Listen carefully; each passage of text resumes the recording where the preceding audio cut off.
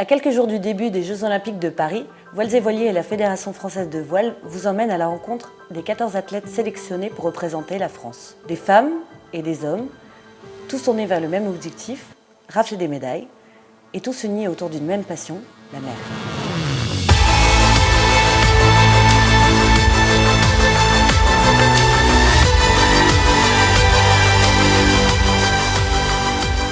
Bonjour Charline. Bonjour. Bonjour Sarah. Bonjour. Donc tu vas représenter la France cet été aux Jeux Olympiques parmi les 14 athlètes qui sont sélectionnés pour la voile. Toi, ce sera tes 4e Jeux. Qu'est-ce qui représente pour toi ces Jeux-là? Et ceux-là, après, chaque jeu ont été différents, mais alors ceux-là, ils sont en France. Ils sont après une pause maternité de 5 ans, arrêt de sport total. Donc c'est avec un challenge que Charline m'a mis au sommet. Là. Donc c'est vraiment un soulagement d'y être. Ça y est, c'est concret. Et ben voilà que la fête commence, quoi.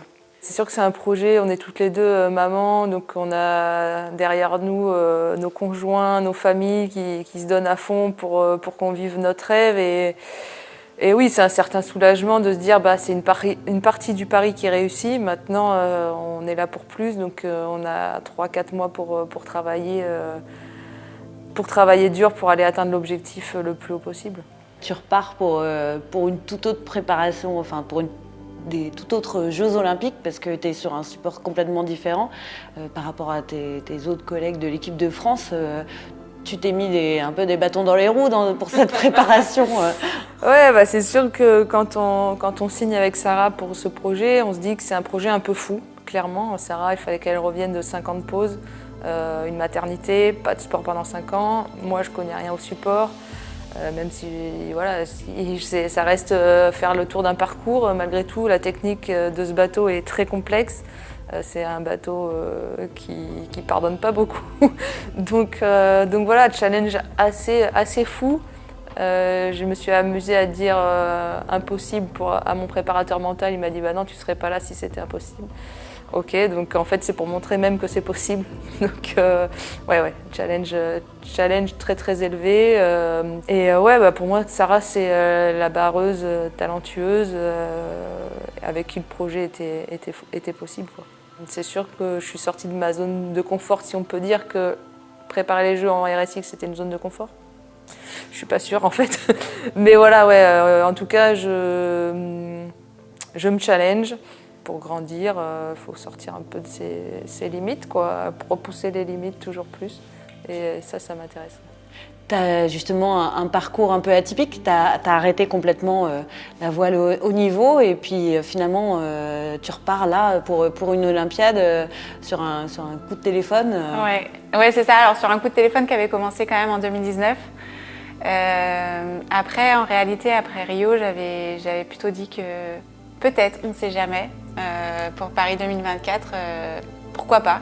Maintenant, j'avoue que j'ai tellement coupé pendant les 5 ans, tellement donné à ma première fille, et puis il y a eu l'arrivée de la deuxième, mais Charline m'avait prévenue entre les deux, donc finalement ça a laissé un peu mûrir l'idée de reparticiper à des Jeux Olympiques. Et puis c'est vrai qu'à l'arrivée de ma deuxième fille, qui est particulière, qui est très koala, j'ai eu un besoin de me retrouver moi, de retrouver finalement la femme qui existait un peu avant les maternités. Et je me suis un peu oubliée dans ce parcours-là. Et donc Charline m'a préparée en 2019 à ça. Et quand j'ai vécu les Jeux Olympiques de Tokyo derrière mon écran, c'était dur, j'avais plein d'émotions et je me suis dit mais non, en fait, j'ai encore une chance de pouvoir y aller, d'aller chercher le médaille. Banco. Et avec Charline, c'était évident?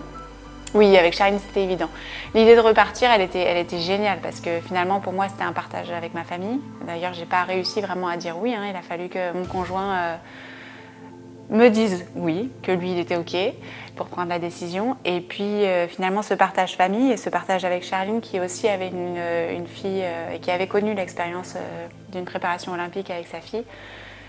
Je sais pas, je me sentais bien avec elle, donc let's go, quoi.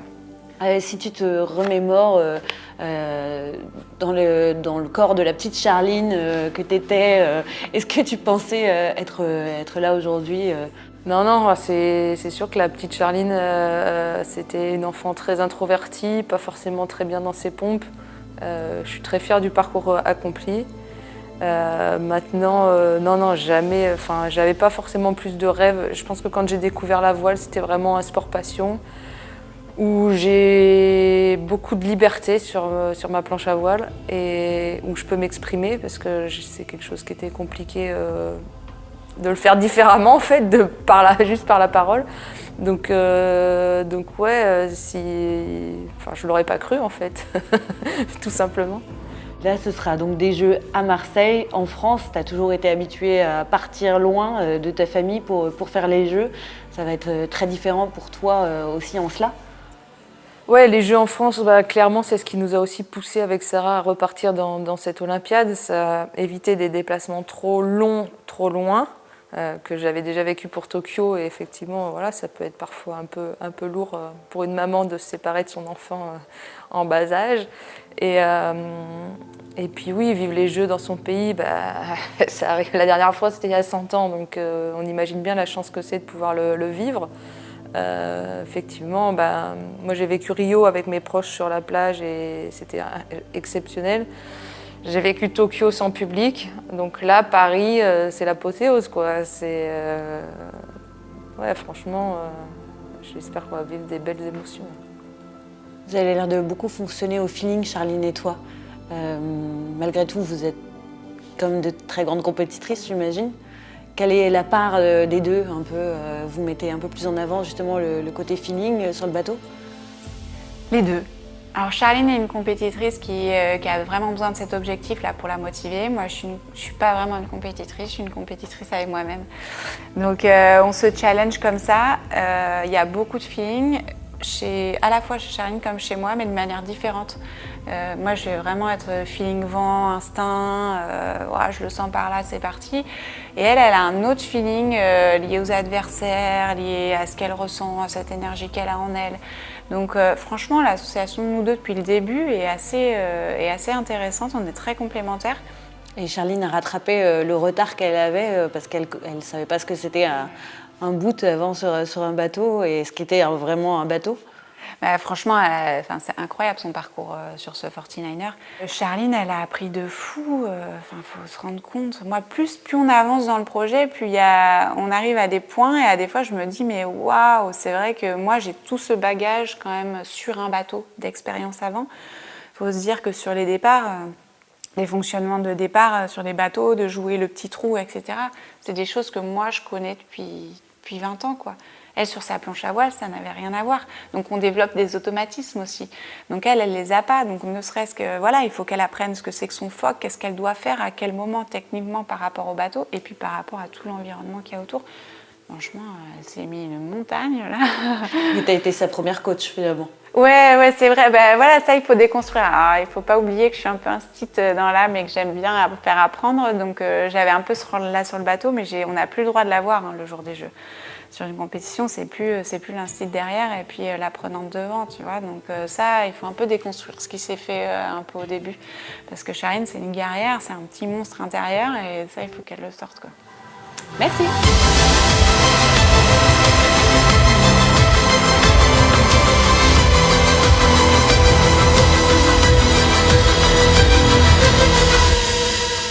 Rendez-vous à Marseille du 28 juillet au 8 août pour suivre l'équipe de France.